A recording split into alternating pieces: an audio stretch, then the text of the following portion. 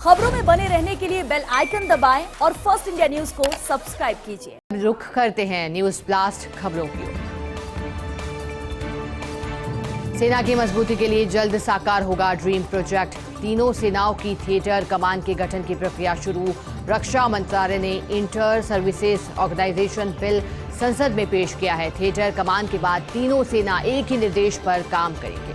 Theatre कमान के एक आदेश पर थल सेना का अर्जुन टैंक, नौसेना का विक्रांत युद्धपोत, वायुसेना का राफेल एक साथ दुश्मन को जवाब देंगे। भारत में एयर डिफेंस, समुद्री, पूर्वी और पश्चिमी 4 प्रस्तावित थिएटर कमान, जबकि अमेरिका में 11, चीन में 5 और रूस में 4 थिएटर कमान हैं।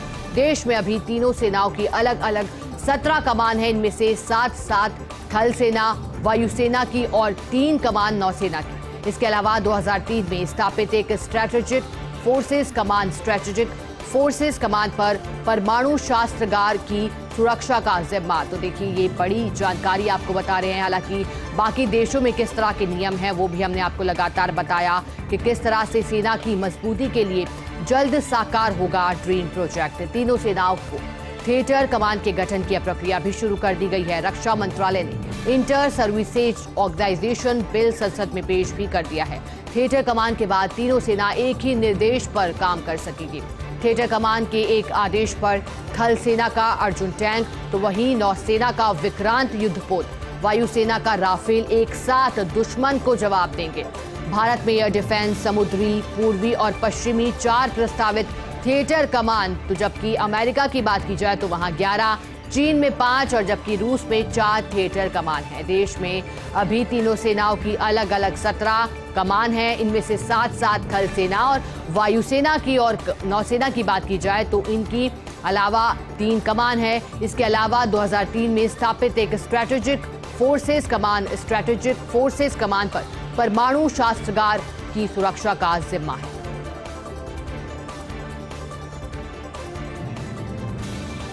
जयपुर दिल्ली के बीच अप्रैल के शुरू में ही चलेगी वंदे भारत। शुक्रवार तक जयपुर पहुंच जाएगा वंदे भारत एक्सप्रेस का रेल मंत्री अश्विनी वैष्णव ने कल जयपुर जंक्शन का दौरा किया था और कहा था राजस्थान के लिए ट्रेन को रीडिजाइन किया गया है। वंदे भारत एक्सप्रेस 25 मार्च को पहुंच जाएगी जयपुर। ट्रायल रन कराने के बाद ही मार्च के आखिरी या फिर अप्रैल के पहले सप्ताह में ही शुरू कर दी जाएगी। जयपुर से दिल्ली रेल रूट का भी मेजर अपग्रेडेशन होगा। 160 किलोमीटर प्रति घंटे की स्पीड कराई जाएगी स्वीकृत। वंदे भारत एक्सप्रेस से 2.25 घंटे में ही जयपुर से दिल्ली पहुंच सकेंगे यात्री। ट्रेन में न्यूनतम किराया करीब 800 और ईसी का करीब 1800 रुपए किराया होगा। राजस्थान को जल्द ही 5 वंदे भारत ट्रेन मिलेगी और ये सौगात राजस्थान वासियों को जरूर मिलेगी और इसका फायदा कहीं ना कहीं देखा जाएगा। और हालांकि जयपुर दिल्ली के बीच अप्रैल के शुरू में ही वंदे भारत चलेगी। शुक्रवार तक जयपुर पहुंच जाएगा वंदे भारत एक्सप्रेस का रेल मंत्री अश्विनी वैष्णव ने कल जयपुर जंक्शन का दौरा किया था। कहा था राजस्थान के लिए ट्रेन को रीडिजाइन भी किया गया है। वंदे भारत एक्सप्रेस 25 मार्च को जयपुर पहुंच जाएगी। ट्रायल रन करने के बाद मार्च के आखिरी या फिर अप्रैल के पहले सप्ताह में कर दी जाएगी शुरू। जयपुर से दिल्ली रेल रूट का भी अपग्रेडेशन होगा, मेजर होगा। 160 किलोमीटर प्रति घंटे की स्पीड कराई जाएगी स्वीकृत। वंदे भारत एक्सप्रेस से 2.25 घंटे में ही जयपुर से दिल्ली पहुंच सकेंगे यात्री। ट्रेन में न्यूनतम किराया करीब 800 तो वहीं ईसी का करीब 800 रुपए किराया रहेगा। राजस्थान को जल्द ही 5 वंदे भारत ट्रेन की सौगात मिलेगी। ब्राह्मण महापंचायत पर जस्टिस गोपाल कृष्ण व्यास ने कविता लिखी है। राज्य मानवाधिकार आयोग अध्यक्ष जस्टिस व्यास ने संदेश दिया है। कविता के माध्यम से जस्टिस व्यास ने सनातन की शक्ति का संदेश दिया है। कविता में लिखा, नीति और न्याय तो ब्राह्मणों का गहना है। इस बड़े ब्रह्मा वाक्य को दुनिया को समझना है। तर्क, विद्या और ज्ञान ही ब्राह्मणों की शक्ति होती है। परशुराम जी के फरसे से विप्रों को ताकत मिलती है। आज के इस महाकुंभ में सनातन की शक्ति दिखती है। सच की राह चलने वाला मस्तक को उठाकर चलता है। परशुराम प्रभु के फरसे से स्वाभिमान की शक्ति पाता है। जीवन के हर सुख और दुख में अपना विप्र ही साथ निभाता है।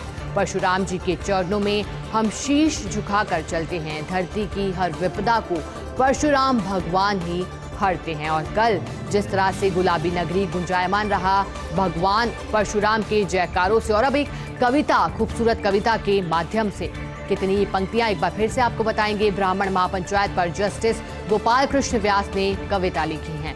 राज्य मानवाधिकार आयोग अध्यक्ष हैं जस्टिस व्यास। संदेश दिया है कविता के माध्यम से जस्टिस व्यास ने सनातन की शक्ति का संदेश दिया है। कविता में लिखा है, नीति और न्याय तो ब्राह्मणों का कहना है। इस बड़े ब्रह्मा वाक्य को दुनिया को समझना है। तर्क, विद्या और ज्ञान ही ब्राह्मणों की शक्ति होती है। परशुराम जी के फरसे से विप्रों को ताकत मिलती है। आज के इस महाकुंभ में सनातन की शक्ति दिखती है। सच की राह चलने वाला मस्तक को उठाकर चलता है। परशुराम प्रभु के फरसे से स्वाभिमान की शक्ति पाता है। जीवन के हर सुख दुख में अपना विप्र ही साथ निभाता है। परशुराम जी के चरणों में हम शीश झुकाकर चलते हैं और धरती की हर विपदा को परशुराम भगवान ही हरते हैं। तो आखिर कब होगा झालाना इंटरप्रिटेशन सेंटर का आधुनिकीकरण? झालाना इंटरप्रिटेशन सेंटर के आधुनिकीकरण की योजना थी। 19 फरवरी को PCCF HoFF doctor DN Pandey ने किया था इंटरप्रिटेशन सेंटर का निरीक्षण। इंटरप्रिटेशन सेंटर की पुरानी तस्वीरों को हटाने का निर्णय भी लिया गया था। ऑनलाइन प्रविष्टियों के आधार पर इंटरप्रिटेशन सेंटर में लगनी है नई तस्वीरें। एक व्यक्ति की एक से अधिक नहीं लगेगी।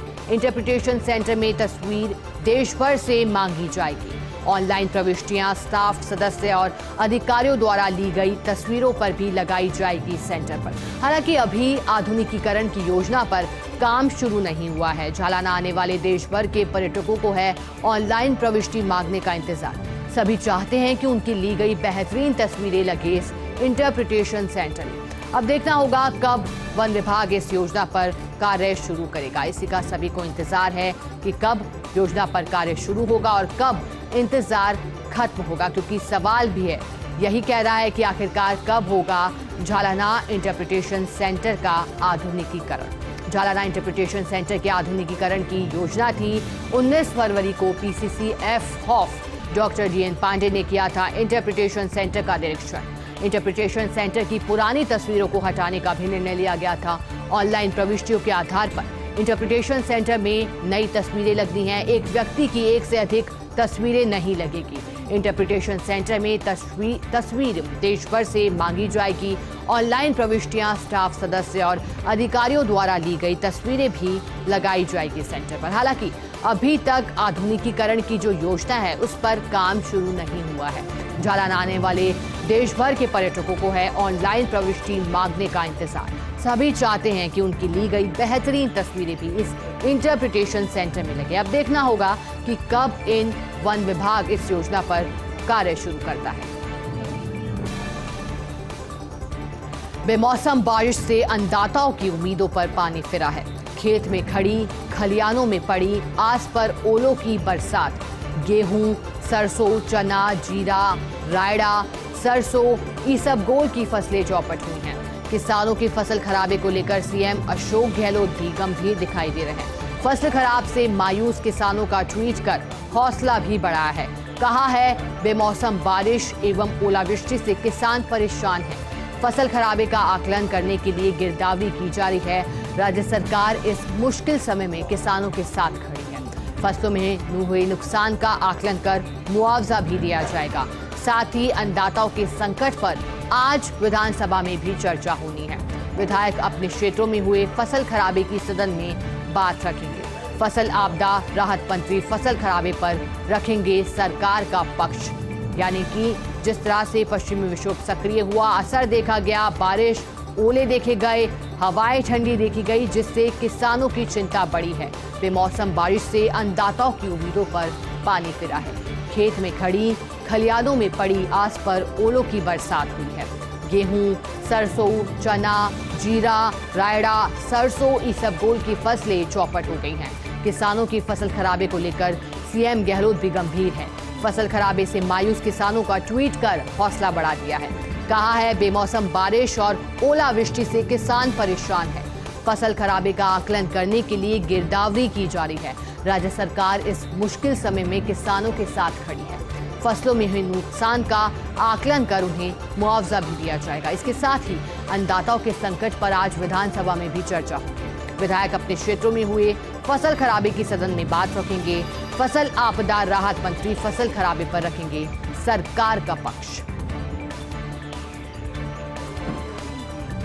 प्रदेश कांग्रेस प्रभारी सुखजिंदर सिंह रंधावा आज जयपुर आएंगे। चंडीगढ़ से इंडिगो की फ्लाइट से दोपहर 1 बजे जयपुर पहुंचेंगे। प्रदेश प्रभारी रंधावा का अगले 2 दिन जयपुर रुकने का ही कार्यक्रम है। पीसीसी पदाधिकारियों से संगठनात्मक मुद्दों पर बैठक भी लेंगे। लोकेश शर्मा से दिल्ली में पूछताछ। दिल्ली क्राइम ब्रांच पिछले 1 घंटे से पूछताछ कर रही है। सीएम ओएसडी लोकेश शर्मा पूछताछ के लिए पहले 3 बार पेश हो चुके हैं। दिल्ली पुलिस ने गिरफ्तारी से अंतरिम राहत हटाने के लिए अर्जी भी लगा रखी है। आगामी 24 मार्च को दिल्ली हाईकोर्ट में होनी है केस पर सुनवाई। पिछले माह 13 फरवरी को ही हुई थी लोकेश से पूछताछ। लोकेश शर्मा को दिल्ली क्राइम ब्रांच ने 7वीं बार भेजा है नोटिस। और ब्रिटेन की जनगणना में दिखा भारतीयों का जलवा। ब्रिटेन में 2021 की जनगणना में सबसे संपन्न सेहतमंद भारतीय ब्रिटेन में 71%। भारतवंशियों के पास अपना घर, कारोबार में भी आगे हैं। एशियाई समुदाय में ब्रिटेन में भारतीय सबसे अधिक पर ग्रोथ कम। ब्रिटेन के 19 बड़े समूहों में 34% भारतीय पेशेवर, 61% वेतनभोगी, जबकि ब्रिटेन के जनगणना आंकड़ों में 52% भारतीय उच्च शिक्षित। इस पैमाने पर अफ्रीकन मूल के लोग तीसरे नंबर पर।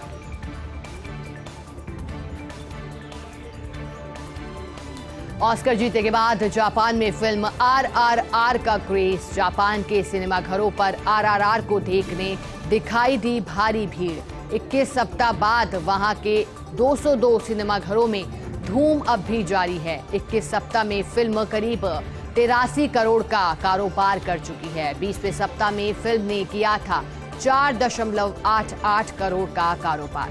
फिल्म आरआरआर पहले ही तोड़ चुकी है रजनीकांत की मुथु का रिकॉर्ड। फिल्म मुथु ने 28 साल पहले 27 करोड़ से ज्यादा का कारोबार किया था। जापान में इस फिल्म के 100 करोड़ का कारोबार करने की उम्मीद है।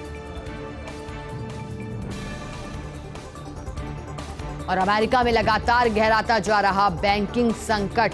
अमेरिका में 186 और बैंक पहुंचे डूबने के कगार पर। Social science and research network पर पोस्ट की गई रिपोर्ट में दावा किया है ब्याज दरों के बढ़ने और अनइंश्योर्ड डिपॉजिट से बने हैं हालात।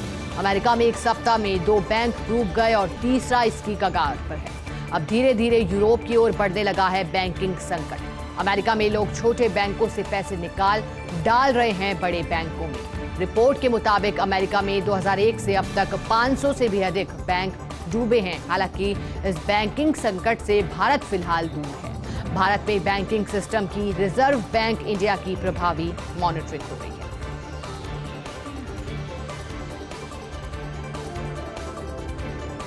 आईटी फेस्ट में दिखी भविष्य की तस्वीर। चैट जीपीटी से आसान होगी जिंदगी, कम होगा दबाव। आईटी डे के अवसर पर तकनीक, आइडिया, जॉब्स का महाकुंभ। फेस्ट के पहले दिन ही एआई से भविष्य की तस्वीर दिखाई दी है। दुनिया में सबसे प्रसिद्ध चैट जीपीटी पर तकनीकी सत्र का आयोजन। राजस्थान आईटी डे पर पहले दिन प्रसिद्ध यूट्यूबर्स ने बताए हैं गोल। सीएम गहलोत ने कार्निवल एंड रन को फ्लैग ऑफ किया था।